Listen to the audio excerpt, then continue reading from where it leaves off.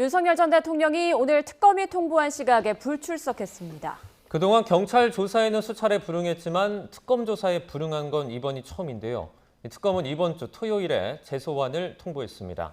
서정빈 변호사와 짚어보겠습니다. 안녕하십니까? 안녕하십니까? 네, 윤 전 대통령 결국 오늘 소환 조사에 나오지 않았는데 특검은 오는 5일 오전 9시까지 출석해달라고 다시 통지를 했죠. 이번에는 나올까요? 네, 일단 개인적으로는 이때는 또 출석을 해야 되는 상황이 아닐까, 그래서 출석을 할 것이다 이렇게 생각을 하고 있습니다. 이제 일단 윤 전 대통령이 1차 조사를 마치고 나서 먼저 이제 7월 3일 이후로 조사 일정을 잡아달라고 요구를 했었고, 이후에는 5일 이후로 또 조사 일정을 잡으면 출석할 수 있다 이런 입장을 보였던 것으로 알고 있습니다.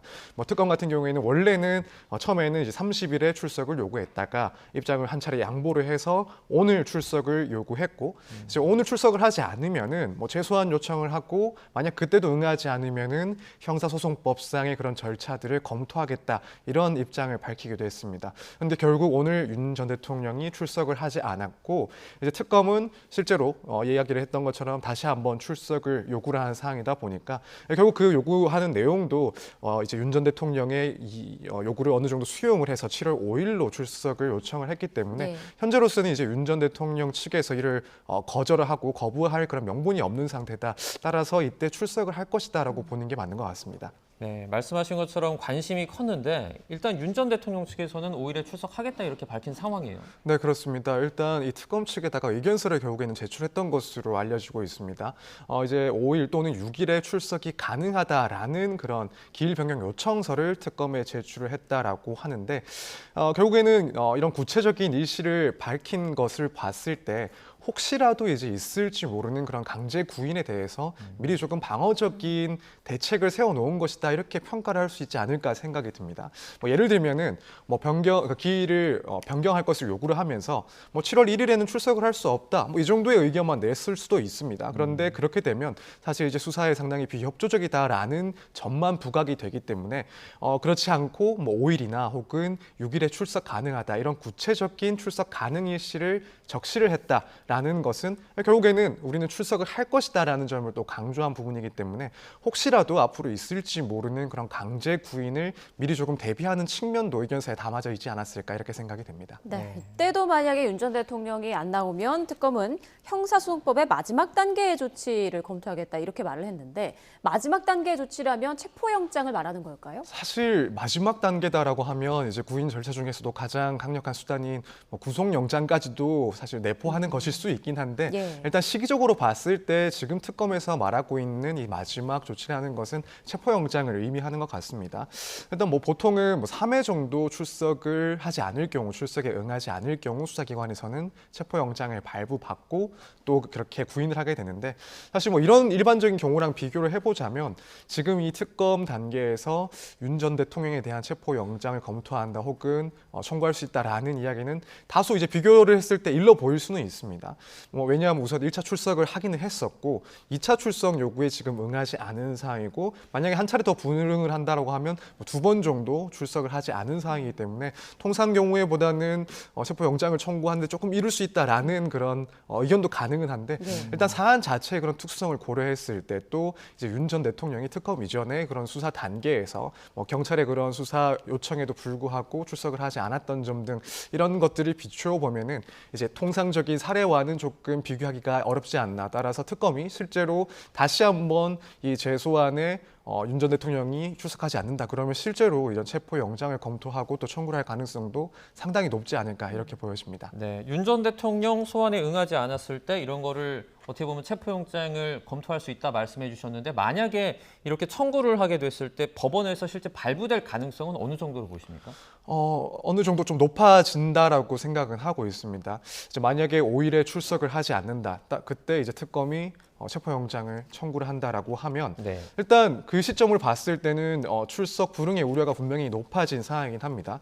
이제 원래 오늘 불출석하면은 사실 이전에 바로 또 형소법상 그런 절차를 검토할 수 있다라는 이야기를 또 특검에서 하기도 했었습니다. 그런데 조금 더 입장을 선회해서 다시 한번 재소환 요구를 하고 그때 응하지 않으면 체포영장을 청구할 수 있다라는 식으로 나오고 있는데, 이렇게 재소환 요구를 했다라는 것 자체가 만약에 다시 한번 불응했을 경우, 그러니까 체포영장이 발부될 사유에 사유의 빌미를 더 만들어 놓겠다라는 입장으로 해석이 되고 실제로도 앞서 말씀드린 것처럼 그 과거에도 상당히 좀 비협조적으로 보이는 그런 대응을 해왔었기 때문에 그 점을 봤을 때 이 체포영장 발부 가능성은 어느 정도 높아진다라고 생각이 됩니다. 또 한편으로는 지금 출석 문제뿐만 아니라 예를 들어 출석을 1차 조사에서도 사실 조사 과정에서 실제로 머무른 기간은 15시간 정도가 된다라고는 하지만 조사에 실제 응했던 시간은 5시간이 채 안 된다라고 알려지고 있습니다. 그래서 하나하나 이 조사 과정에 대해서 문제 제기를 해왔던 사항으로 보여지는데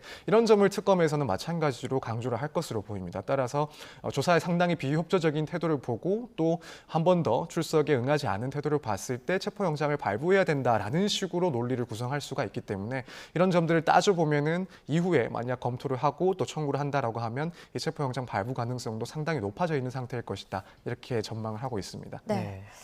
자, 지금 속보가 들어와서 전해드리겠습니다. 사의를 표명한 심우정 검찰총장이 사의 표명과 관련해서 조금 전 입장을 밝혔는데요.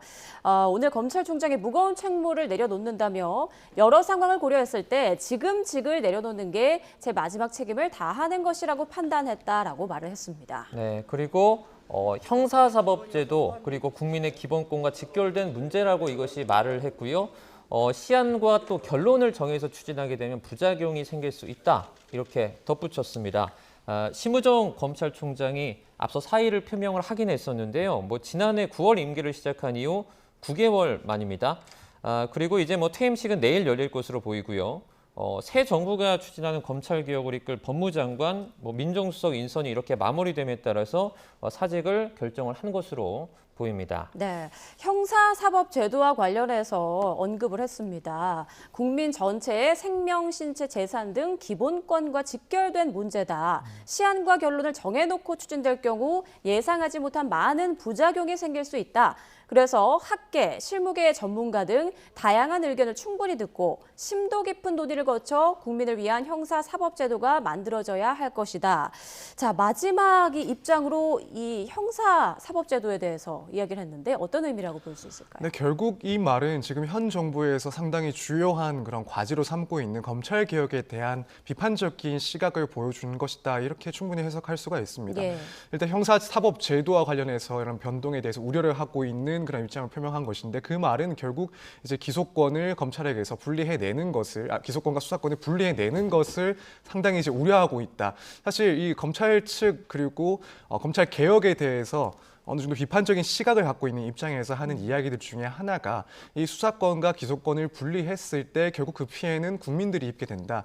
국민들의 기본권의 침해가 발생할 수가 있다라는 점을 근거로 들고 있습니다. 이 점을 다시 한번 이제 강조를 한 걸 봤을 때 결국에는 현재 추진을 하고 상당히 드라이브를 걸고 있는 이 검찰 개혁에 대해서 깊은 우려를 갖고 있다라는 점을 다시 한번 강조한 상황으로 보여집니다. 네, 그 심우정 검찰총장이 이런 말도 했거든요. 시한과 결론을 정해놓고 추진하게 되면 예상하지 못했던 많은 부작용이 생길 수 있다고 했는데 이건 어떤 것들을 좀 염두에 둔 말일까요?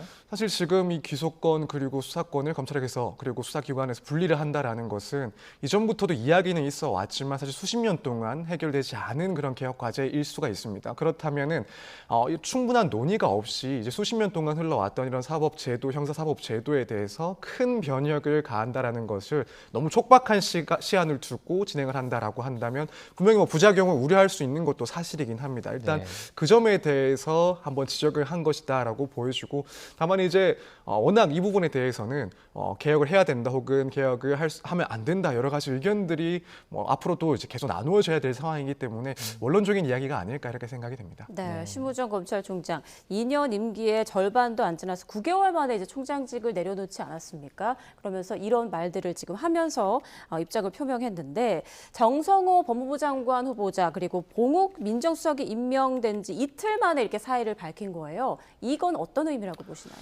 네, 결국에는 이제 앞서 이렇게 의견을 밝힌 것처럼 검찰 개혁에 대해서 반대하는 입장을 분명히 하면서 또 그 일환으로 사의를 표명한 게 아닌가 이렇게 충분히 좀 생각을 해볼 수가 있을 것 같습니다. 우선 지금 현 정부의 이제 법무부 장관 등의 그런 인사 내용에 대해서 평을 하기를 검찰 개혁에 상당히 힘을 싣는 그런 인사들이다라고 평을 하고 있는 것으로 알고 있습니다. 예. 그렇기 때문에 앞으로 이제 검찰 개혁에 대해서 상당히 추진력을 가지고 정부에서는 드라이브를 걸 것이다라는 것은 충분히 충분히 예상을 할 수가 있고 그 점을 일단 심무정 총장이 확인을 했으니 결국에는 지금 이 사의 표명 역시도 강력하게 그 검찰 개혁에 대해서 반대하는 입장을 표명을 한 것이다 이렇게 해석을 할 수 있을 것 같습니다. 네.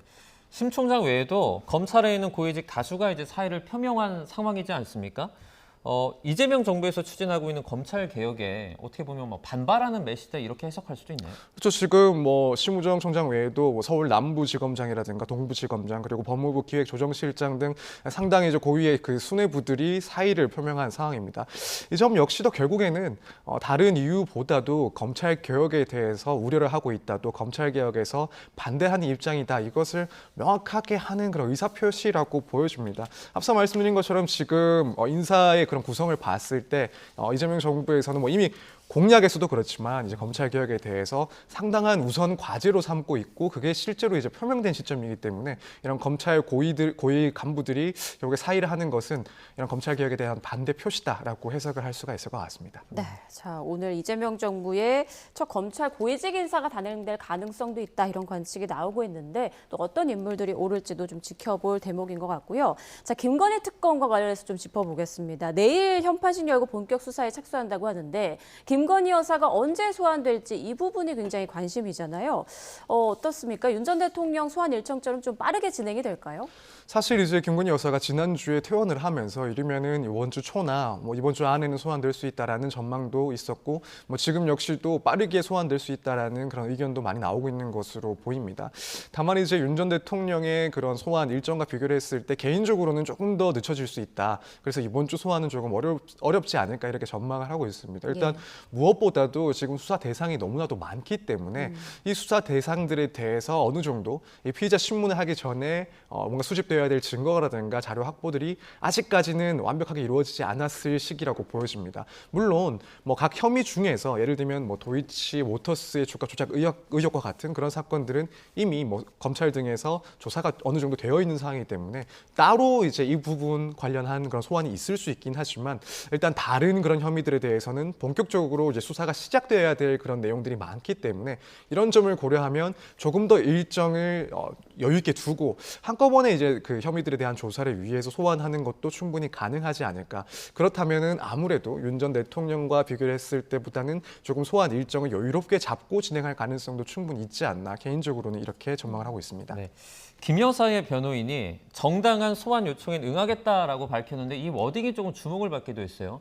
정당한이라는 이 단어 때문인데 어떻게 보면 좀 뭐 여지를 남겼다고 볼 수 있을까요? 근데 저도 그렇게 생각을 합니다. 아직까지 이제 특검에서 김건희 여사에 대해서 뭐 소환 요구를 하지 않은 상황인데 먼저 이제 정당한 소환 요구가 있다면 응하겠다라는 그런 워딩을 쓴 것 자체가 뭐 지금 결국 그런 윤 전 대통령의 사례를 비교했을 때 어느 정도 소환과 관련해서 요구를 하고 있는 것 아닌가. 지금 이제 결국 특검에서 먼저 소환을 한 것은 윤 전 대통령 측이고 윤 전 대통령 같은 경우에는 이 소환 절차들이 타당하지 않다, 적법하지 않다라는 점을 계속 지적을 하고 문제 제기를 해온 상황입니다. 결국 이 점을 김건희 여사 측에서도 한 번 더 지적을 한 것 아닌가.